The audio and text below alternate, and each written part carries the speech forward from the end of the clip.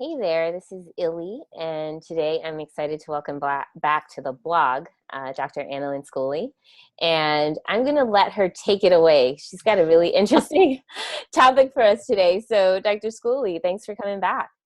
Well, it's really a pleasure to be here, and I think it's funny I had to review my own blog to remember what I said last time. So in reviewing it this morning, the thing that stood out for me is that even though we talked about several different kinds of questions, we did keep talking about how those questions need to have purpose. There needs to be, an intention behind those. And so I thought today would be good for us to chat a little bit about how do you get an intention? How do you have a focus in session at any given moment? And of course, that focus can shift, but you don't want it to shift like shifting sands. You want it to be connected in some way to what the clients are saying, and more importantly, what the clients want out of therapy.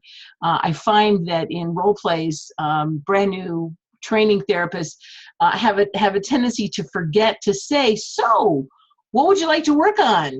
They're happy to say what brought you in, which invites the problem, but not, so what would you like to have at the end of this? And there's, virtually all the models have a way of asking about that. But if you fail to ask, then what happens is either you wander in the wilderness and don't get anywhere, or you start imposing your own agenda on the family. And neither of those are outcomes that really are preferred. So you're touching on the importance of early in therapy, and I would say in the first session, getting a sense of not only what the problem is, but also what the goal is, of course. Right. And it could be just the goal for that session. And you might have to ask every session, or even multiple times through a session. As clients will bring up more problems, you can ask things like, so is that also something you want to be sure that we work on, either today or eventually, right?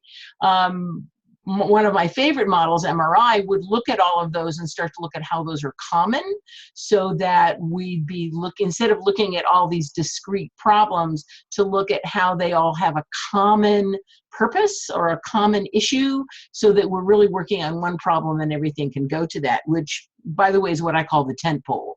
So, if you have the tent pole problem or the tent pole goal, right? So if you pitch a tent, right, this is the old-fashioned tent, not the new domed one, this is the old-fashioned where there's a tent pole and all the I think they're called guy wires, they come off from it, and are staked, and they can only go so far because the string only goes so far from the tent pole. So that way you're not straying very far away from that thing. But if you don't have the tent pole, if you don't know what's holding up this whole system, then you just have a mess, right? So that's the purpose of getting a focus. So that really speaks to this idea of being able to bring them many clients. So if we're working with couples or families, and if they have mismatched agendas, for example, when they come into the session, being able to use our skills as therapists to see those common denominators, or that goal that fits for everyone. Mm-hmm. Or, I mean, we can also have a 3-ring circus and have 3 big tent poles, sure. But we do understand that they're all connected. That's kind of one of the givens, is that everything is connected to everything. So even if it appears that they have disparate, in conflict goals, actually everything is connected to everything. So eventually through our skills, we can figure out, how they're connected, how everybody can get something of what it is that they're wanting. So are you saying that then the way that we focus in session and maintain our focus, whether it's in this session or in larger treatment with a particular client, is to see the connection and work that I guess definition of what that goal is? Absolutely. And this leads to that classic concept of process versus content, right? So a lot of the questions we talked about last blog was about, using questions to get content, but that's only useful as it gets us to process. And that process is definitely about those connections, the connection in idea, the sequence of things, the meanings that people bring to whatever's going on, right? That's why a similar thing can be a problem for one family and no problem at all for another family, because of the way they conceptualize it, the way they think about it. So that's the semantics part of process. So, and that too is very difficult to teach. It's easier, I think, to watch somebody else being stuck in content rather than watching yourself be stuck in content. But that may be for another day. Okay. So given that, then I see of 3 ways for us to goof up, right, in Okay. this. The first one is to work on the wrong problem, right? Okay. The family has come in and they say they want help, and you go full tilt down that road because you didn't ask, and what would you like at the end of all of this, right? You end up working on the wrong problem, barking up the wrong tree. Right. So the squirrel's in another tree, but you didn't ask about, hey, where's the squirrel that we're supposed to be barking at, right?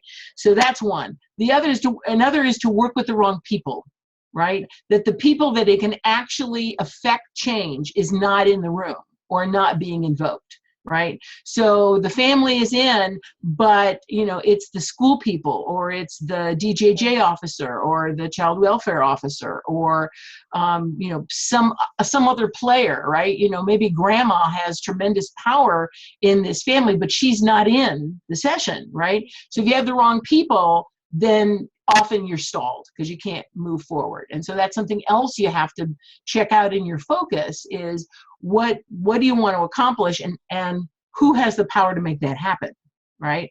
So you have to get that stuff pretty clear, or you're going to be just, again, wandering in the desert. Unless you like deserts, I don't know. And when you say invoke, because you say either they're not present or you're not invoking them. So that reminds me of relational questions and circular questions, which we covered in the last blog, and I'll link absolutely, as well. absolutely. So, see, things are connected. Woo-hoo. They are, absolutely. So if you can't get them in, or and this again is a topic for another day, you don't want to, you can use your questions to invoke them in the session. So number 3, I think you said. Number 3 is the one I tend to fall prey to the most often, and that's getting invested in an outcome. And that's where that qualitative researcher piece comes in again, right? The qualitative researcher does not try to change things, just tries to find out what is, okay? So if I stand on another belief that change is inevitable, that the one constant in the universe is change, things are going to change. It always will. Kids get older, people die, people get different jobs, hurricanes blow through. I mean, there's always change, right? So I don't have to push change. I don't have to make that happen. Change is going to happen. Now, we can kind of tweak and tap things so that they might go in the direction that would be more advantageous. But if I get invested in an outcome, particularly if I'm invested in an outcome that I haven't checked if that's what the family wants, then I might as well just, pay them, because it's not, it's now my therapy, not theirs, right? So figuring out a way to not be invested in an outcome. The couple stays together or doesn't stay together, I'm not invested in either way. The kid goes to school or doesn't go to school, I'm not invested either way. If I don't get invested, then I maintain my flexibility. And I also maintain the option to look at lots of different ways to accomplish many different things. Okay, so how does this kid not go to school but still be a responsible adult and, make a contribution to the world? Okay, I'm thinking Tom Petty, who barely finished high school, never went to college, and had this huge career, right? Right. So what is most important, going to school or being a good person? So those are the kinds of questions that would occur to you if you don't get invested in an outcome.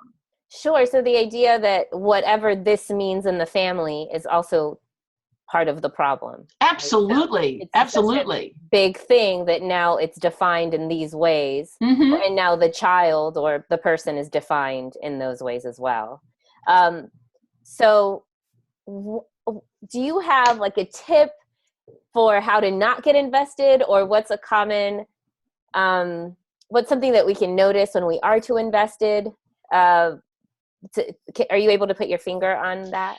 Oh, yeah. Somehow? Yeah. It's, you know, again, I find a lot of people figure it out by watching somebody else do it wrong. Right. Yeah. So it's like, why It's are they hard. chasing that, right? Why are Mm-hmm. they chasing that car? Because it's, but so it can be difficult. I think Mm-hmm. certainly when you're finding your clients are shutting down, or they don't seem to be, really, they're not with you because you're not with them, kind of thing. So things aren't cooking as in that regard.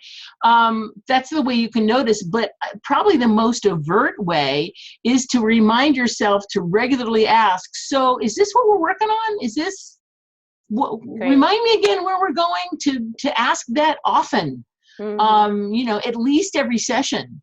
And maybe multiple times through the session when you're not clear that, because they tell you another story that's not connected to what you thought we were working on. And of course, that's an issue, is remembering what we're working on, to have that, at the top of your paper or something, so that you remember what are we working on, which is the reason that we do treatment plans. Everybody hates treatment plans. We hate them. We don't want to write them. Agencies make us, they make us review them. We hate them. But the fact is that if we don't do them, then again, we run into those two sins of either imposing our stuff or just not doing any, not accomplishing anything because we're just wandering around and not really having a focus. So I think by continuing to check in with what is the focus of our work, what is it that the client wants at the end of all of this, that we can constantly check ourselves to make sure we're not invested in an outcome. And even if the client is invested in outcome, client says, absolutely want this kid to go to school. So I still have to not be invested in that. I still have to say, so just for the sake of talking, what if he never does graduate from high school? What then? What is the future you see for him? What would you think of him as a person? How can he still be successful in life, even if he doesn't do that? I have to be willing to keep that possibility in the air, not because I'm trying to convince them to not, to get off the kid's back, though. If they got off the kid's back, he might go to school. I don't know. But I'm always wanting to keep lots and lots of options in the air. And as long as I don't get invested, then I'm able to do that. Keep those options in the air. Right. So obviously, or this idea of can we align with the client on their goal? Is it a goal that we can say, yeah, let's get on board with that goal? Or do we ever do that? Or are we always, letting the goal kind of shape itself through therapeutic conversation? And again, that's a rhetorical question. Well, and that's a theory-based question too. So a lot of that would be answered by whatever theory that informs your work, assuming, of course, that theory does inform your work. Well, thank you, Dr. Schooley, for these tips on how to get and stay focused in our work and in our sessions. I appreciate your time today.